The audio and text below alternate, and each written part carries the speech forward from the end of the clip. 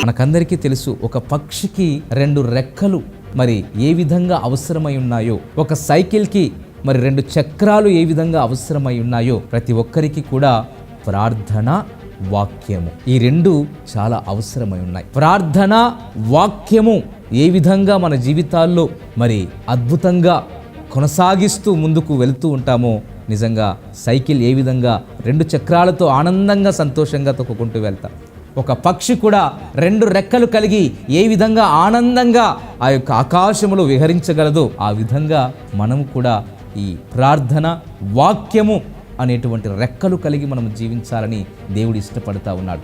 నిన్ను ఉన్నతమైనటువంటి స్థానంలోనికి తీసుకుని వెళ్ళటానికి దేవుడు ఇష్టపడతా ఉన్నాడు. మరి ప్రియ దేవుని బిడ్డలారా, మరి వాక్యము యొక్క ప్రాముఖ్యత మనం తెలుసుకుంటూ ఉన్నాం.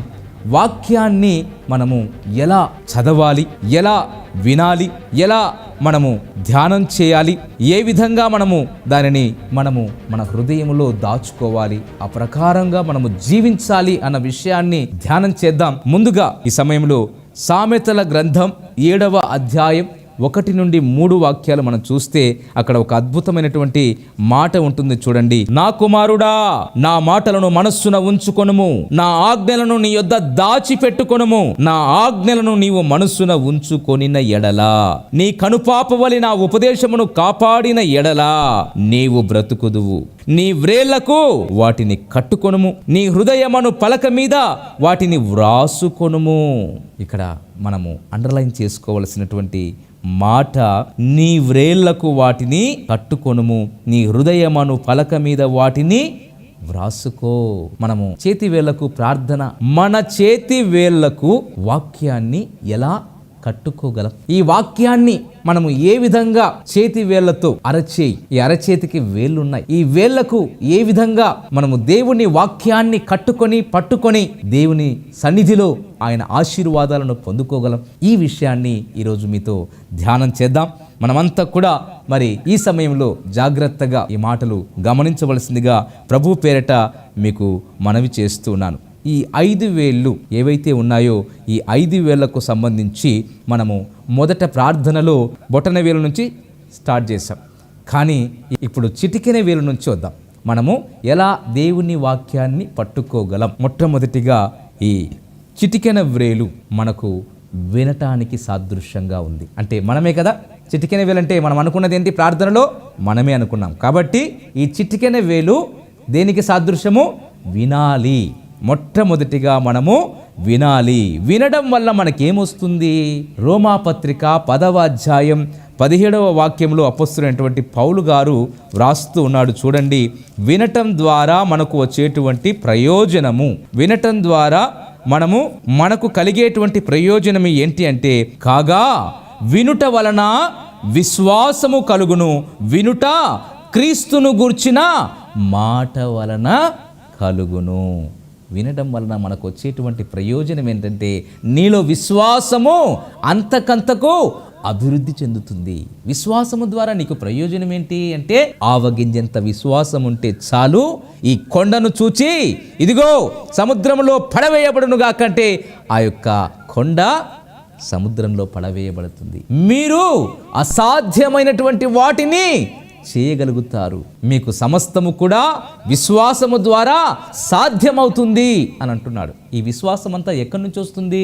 వినడం ద్వారా. ఎప్పుడైతే దేవుని వాక్యాన్ని నీవు వింటావో, వినగలిగేటువంటి మనస్సు నీకు ఎప్పుడైతే ఉంటుందో, వినేటువంటి స్వభావము నీలో ఎప్పుడైతే వస్తుందో, వినటం వల్ల కలిగే ప్రయోజనము నీకు విశ్వాసం అభివృద్ధి చెందుతుంది. విశ్వాసము ద్వారా నీవు గొప్ప కార్యాలు చేయటానికి అవకాశం లభిస్తుంది. దేవుని బిడ్డలారా, మరి నిజంగా అది ఎంత గొప్ప మేలు. చిటికెన వేలు వినటానికి సాదృశ్యం.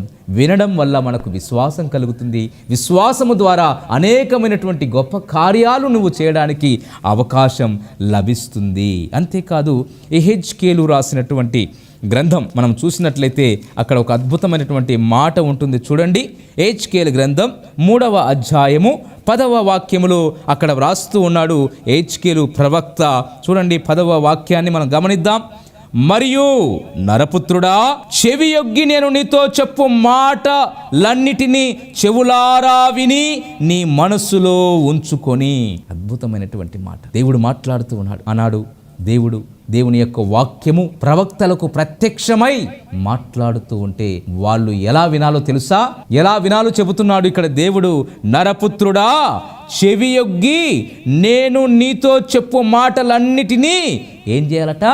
చెవులారా వినాలి. ఈరోజు మనము చెవులారా వింటున్నామా? ఈ చెవితో విని ఈ చెవితో వదిలిపెడుతున్నామా? ఎంత విచారం. చాలా మంది వస్తున్నారు, పోతున్నారు, దేవుని వాక్యం వింటున్నారు, కానీ చెవులారా విని దానిని ఏమాత్రము కూడా మరి తమ జీవితాల్లో అవలంబించలేని స్థితిలో ఉన్నారు. నువ్వు అవలంబించలేదు అంటే నీ చెవులారా నీవు వినటం లేదు దేవుని వాక్యాన్ని. ఇదిగో మరి ప్రవక్త అయినటువంటి హెచ్కేలుకు చాలా మరి జాగ్రత్తగా విను అని హెచ్కేలుతో మాట్లాడుతున్నాడు. ఈరోజు నీతో కూడా సూటిగా స్పష్టంగా మాట్లాడుతున్నాడు. దేవుని వాక్యాన్ని ఏదో తూతూ మంత్రంగా వచ్చి అలా విని అలా వెళ్ళిపోతే సరిపోదు. ఏమాత్రము కూడా నీవు ఎక్కడ వేసిన గొంగలి అక్కడే అన్నట్టుగానే నీ జీవితం ఉంటుంది. కానీ ఉన్న స్థితి నుంచి ఉన్నతమైన స్థితికి ఏమాత్రము కూడా చేరుకోలేవు అన్నటువంటి వాస్తవాన్ని నీకు ఈరోజు తెలియజేస్తున్నాను. నరపుత్రుడా, చెవియొగ్గి నేను నీతో చెప్పు మాటలన్నింటినీ చెవులారా విని నీ మనస్సులో ఉంచుకో. మరి ఎంతవరకు నీ మనస్సులో వాటిని ఉంచుకుంటున్నావు? ఎంతవరకు నీ మనస్సులో వాటిని దాచుకుంటున్నావు? ఎంతవరకు వాటిని నీ మనస్సులో ఉంచుకొని వాటిని అవలంబిస్తున్నావు? వినడం వలన నీకు విశ్వాసం వస్తుంది. వినడం ద్వారా క్రీస్తును గురించినటువంటి మాటలు నీకు తెలియపరచబడతాయి. అప్పుడు విశ్వాసముతో గొప్ప కార్యాలు చేయగలుగుతావు. అంతేకాదు యాకోబు వ్రాసినటువంటి పత్రికలో 1వ అధ్యాయం 19వ వాక్యములో వ్రాయబడి ఉంటుంది. చూడండి. నా ప్రియ సహోదరులారా, మీరు ఈ సంగతి ఎరుగుదురు గనుక ప్రతి మనుష్యుడు వినుటకు వేగిరపడువాడును, మాటలాడుటకు నిదానించువాడును, కోపించుటకు నిదానించువాడునై ఉండాలి. మన సబ్జెక్ట్ ఏంటంటే వినుటకు ప్రతి మనుష్యుడు ఏం చేయాలట? వేగిరపడాలి. ఏం మాట్లాడుతాడు నాతో దేవుడు? నాకు దేవుడు తన గురించి ఏం మాట్లాడబోతున్నాడు? నాకు ఏమైనా ఆజ్ఞ ఇవ్వబోతున్నాడా? నన్ను ఏమైనా హెచ్చరించబోతున్నాడా? నాకేమైనా ప్రామిస్ చేయబోతున్నాడా అని దేవుని వాక్యాన్ని వినటానికి వేగిరపడాలి, ఉత్సాహపడాలి, ఆతురపడాలి. చాలా వరకు మనము మరి ఏదైనా డిన్నర్ కానీ ఏదైనా లంచ్ కానీ మరి ఆహ్వానించినప్పుడు ముందుగా చేసేది ఏంటో తెలుసా? తినడానికి వేగిరపడతాం కదా. లంచ్ అయినా సరే, డిన్నర్ అయినా సరే ఆతురపడతాం. ఎప్పుడు ఏమున్నాయి, ఏం ఐటమ్స్ ఉన్నాయి, ఎలా తినాలి, ఏ విధంగా తినాలి అని ఆతురపడతాం. మరి నీ శరీరానికి ఆహారము ఎంతగా ఉత్సాహపడుతూ ఆతురపడుతూ నువ్వు దానిని భుజించటానికి సిద్ధపడతావో, మరి నీ ఆత్మకు కూడా నీ యొక్క ఆత్మీయ ఆహారమైనటువంటి వాక్యానికి కూడా నువ్వు ఆతురపడాలి, నువ్వు వేగిరపడాలి, నువ్వు ఉత్సాహముతో నేను వినాలి. నా దేవుడు మాట్లాడితే ఇదిగో నా జీవితంలో అది మేలు అని గనక నువ్వు ఎప్పుడైతే నీ జీవితంలో మరి వినటానికి వేగిరపడతావో నీ జీవితంలో ఆశీర్వాదం ఉంటుంది. ప్రభువునందు ప్రియులారా, ఈ సందేశాలు మీకు నచ్చినట్లయితే దయచేసి లైక్ చేయండి, సబ్స్క్రైబ్ చేయండి, పక్కనే ఉన్న బెల్ బటన్ నొక్కండి. ఈ సందేశాలను దయచేసి 10 మందికి షేర్ చేయమని ప్రభువు నామమున ప్రేమతో మీకు మనవి చేస్తున్నాను. Thank you. Praise the lord.